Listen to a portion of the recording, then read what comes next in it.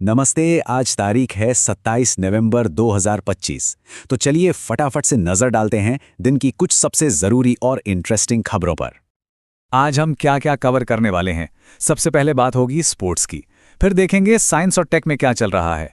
उसके बाद देश में चल रही बड़ी पहलों पर नजर डालेंगे, फिर जानेंगे कौन सी बड़ी नियुक्तियां हुई और आखिर में कुछ और जरूरी खबरें। तो चलिए शुरू करते हैं स्पोर्ट्स की दुनिया से, जहां एक्शन और एक्साइटमेंट की कोई कमी नहीं है। स्पोर्ट्स वर्ल्ड से आज एक बहुत बड़ी खबर आ रही है। पूरे 20 साल, जी हाँ 20 साल के लंबे इंतजार के बाद कॉमनवेल्थ गेम्स फिर से भारत में होने जा रहे हैं और 2030 में इन खेलों की मेजबानी करेगा अहमदाबाद। सबको 2010 के दिल्ली गेम्स तो याद ही होंगे। तो ये वाकई देश के लिए एक बहुत बड़ा और ऐतिहासिक पल है। अच्छा, अब जरा क्रिकेट फैंस ध्यान दें।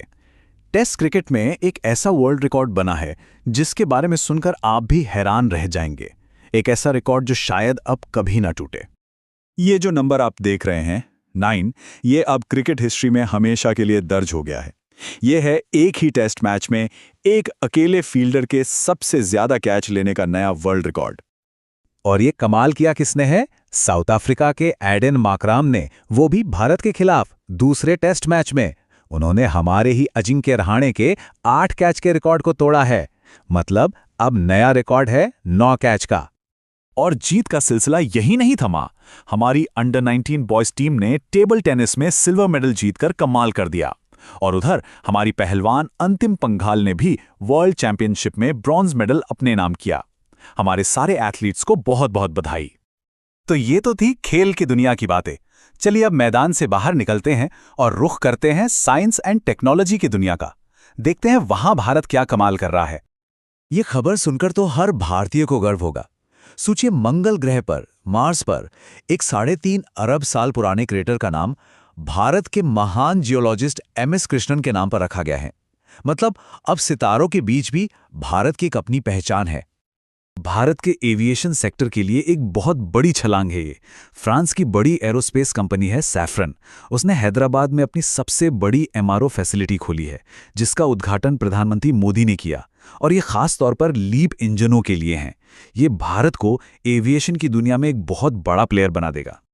अब सवाल ये है कि ये MRO होता क्या है? इसका फुल फॉर्म है मेंटेनेंस, रिपेयर और ओवरहॉल। मतलब आसान भाषा में कहें तो ये वो जगह है जहां एयरक्राफ्ट के इंजनों की पूरी देखभाल, मरम्मत और सर्विसिंग होती है, ताकि वो एकदम सेफ रहें। और हैदराबाद की ये फैसिलिटी ये भारत को एयरक्राफ्ट मेंटेनेंस का एक ग्लोबल हब बनाने में बहुत मदद करेगी। अब बात करते हैं डिजिटल वर्ल्ड की। रिलायंस विशाखापट्टनम में 1 गीगावाट का एक मैसिव, बहुत बड़ा डेटा सेंटर बनाने जा रहा है। अब 1 गीगावाट कितना होता है? ये इतनी ज़्यादा कैपेसिटी है कि लाखों करोड़ों लोगों का डेटा यहाँ सेफ रखा जा सकता है। डिजिटल इंडिया के लिए ये एक बहुत बड़ा कदम है। चलिए अब देखते हैं देश के भविष्य को बनाने वाली कुछ बड़ी पहलों और योजनाओं के बारे में। सरकार ने एक बहुत बड़ा और जरूरी फैसला लिया है। एक नई स्कीम को मंजूरी दी गई है जिसका बजट है पूरे 7,280 करोड़ रुपए। और ये पैसा लगेगा भारत में रेयर अर्थ परमानेंट मैग्नेट बनाने में। लेकिन सवाल ये है कि आखिर ये रेयर अर्थ मैग्नेट हैं क्या, और ये इतने जरूरी क्यों हैं कि सरकार इन पर इतना बड़ा पैसा लगा रही है? तो देखिए, इसका जवाब है फ्यूचर टेक्नोलॉजी में। इलेक्ट्रिक गाड़ियां, विंड टर्बाइन्स, ड्रोन्स, यहां तक के हमारे डिफेंस सिस्टम, इन सब की जान है ये मैग्नेट। तो इन्हें देश में बनाने का मतलब है कि हम इन सारी जरूरी टेक्नोलॉजी में आत्मनिर्भर बन रहे हैं। ये एक बहुत बड़ा स्ट्रैटेजिक मूव है। देश के इंफ्रास्ट्रक्चर से जुड़ी एक और बड़ी खबर। पुणे मेट्रो के फेज 2 को भी कैबिनेट से हरी झंडी मिल गई है। इस पर करीब 19,858 करोड़ रुपए खर्च होंगे। इससे पुणे का ट्रैफिक तो कम होगा ही, साथ ही वहां की इकोनॉमी को भी बड़ा बूस्ट मिलेगा। चलिए अब बात करते हैं कुछ प्रमुख नियुक्तियों और सम्मानों की। देखते हैं किन लोगों को उनकी उपलब्धियों के लिए सराहा गया है। ये भारत के लोकतंत्र के लिए एक बहुत बड़े सम्मान की बात है। हमारे जो चीफ इलेक्शन कमिश्नर हैं ज्ञानेश कुमार, वो साल 2026 के लिए इंटरनेशनल IDA की अध्यक्षता करेंगे। आपको बता दूं कि IDA एक बहुत बड़ी ग्लोबल संस्था है जो दुनिया भर में डेमोक्रेसी को मजबूत करने का काम करती है। एक और सम्मान की बात करते हैं। लेखक स्टीफन ऑल्टर को पहले Radisson Himalayan Echoes Nature Prize 2025 से सम्मानित किया गया है।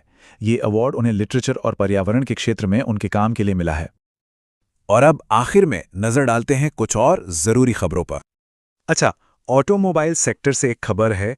बजाज ऑटो अब ई-रिक्शा मार्केट में भी उतर गया है। उन्होंने बजाज रेकी नाम से अपना ई-रिक्शा लॉन्च किया है। क्लीन और सस्टेनेबल ट्रांसपोर्ट की तरफ ये एक अच्छा कदम है।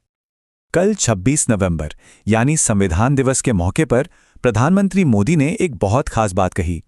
उन्होंने याद दिलाया कि ये साल इसलिए भी खास है क्योंकि ये सरदार वल्लभ भाई पटेल और भगवान बिरसा मुंडा दोनों की 150वीं जयंती का साल है। एक जिन्होंने देश को एक किया और दूसरे जिन्होंने आदिवासी अधिकारों के लिए आवाज उठाई। और आखिर में एक सवाल जिस पर सोचना जरूरी है। सुप्रीम कोर्ट की एक कमेटी ने गोवा में टाइगर रिजर्व बनाने की सिफारिश की है। तो सवाल ये उठता है कि हम तरक्की यानी डेवलपमेंट और अपने पर्यावरण यानी एनवायरनमेंट, इन दोनों के बीच एक सही बैलेंस कैसे बना सकते हैं? ये एक बड़ा सवाल है जिस पर हम सबको सोचना होगा।